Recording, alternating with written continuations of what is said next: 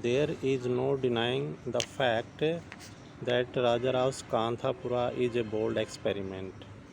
Now, Indian fiction has evolved half into a popular form of writing. Kanthapura has earned its distinction as a standard reference point from any meaningful discussion on Indian writing in English. The action of the novel takes place in Kanthapura, an imaginary village, a very small village in South India. The central theme of the novel revolves around the character of Murthy. Murthy is the central character of this novel, and the narrator Achakka, a grandmother of the village, she recounts the events several years after the important events of the story have taken place. So Achakka is the narrator of this novel. She is an old woman of the village. The novelist skillfully weaves desperate elements taken from folktale, allegory, epic, myth, history in the text of the novel. The first chapter familiarizes the reader with the setting, symbolism, characters, allegory used in the novel. There is a vivid description of the geographical location of the village inhabited by people belonging to different castes. If you see in Kanthapura, there are many castes in the village. The novelist gives a detailed account of the Tipur hill, the river Himavati, and goddess Kenchanma. Kenchanma is the mother of Himavati. Kenchanma is the goddess of that area.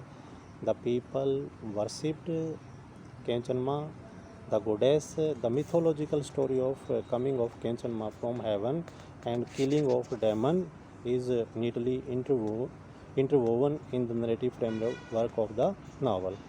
Kenchanma is a benevolent deity who saved the villagers from drought, famine, disease, death, and despair. The goddess is personified, and the villagers offer their first rice to the goddess.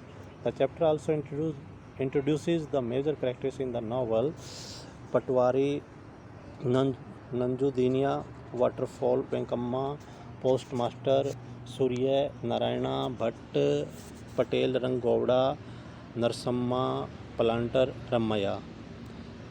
So these are some important characters in the novel. Murthy's heroic qualities are described in the following words: who had gone through life like a noble cow, quite generous, serene, deferent, and Brahmanic, a very prince, I tell you. The caste divide is clearly evident even in the location of the houses. So there is the Brahman quarter, the Priya quarter, the Potter's quarter, the Weaver's quarters, and Sudar quarter. Like any other village in India, the villagers in Kanthapura maintain the caste hierarchy, and the upper caste people maintain safe distance from the lower castes like Sudar and Priya. There is no social interaction between the Brahman and the Priya. The narrative moves further with postmaster Surya Narayana proposing to start Shankar Jayanti. Through the people, though the people are living their life with meager income, but they contribute generously towards the fundraising required for the organization of religious function. Murthy is the central character of this novel, Kanthapura. The novelist stresses on the importance of the progressive ideas like widow remarriage, women education, rising above the novelist thinking.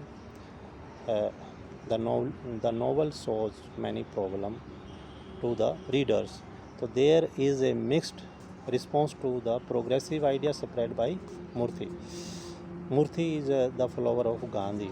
The progressive ideas do not go well easily with the villagers, most of whom are ignorant and illiterate.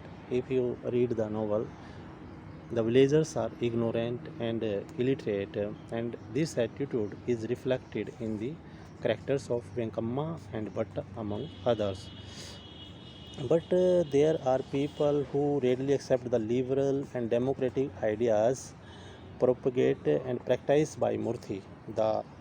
This forward-looking attitude is reflected through the thoughts and action of the characters such Rangamma, Ratana, Patel Rangovda, Advocate Sankar, and Pariya Rachana, etc. are other important characters in this novel. Thus, the novelist shows the Indian society in a state of transition.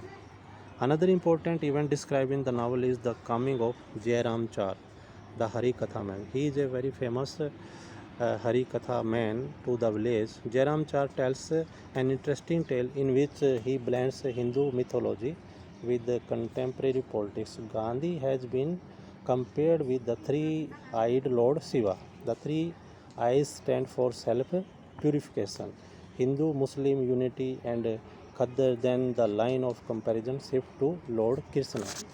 So this is a very powerful novel written by Raja Rao, and this is the first chapter. It is the introduction of this novel, and the novel tells the setting of the story also, and colonial administration system in India.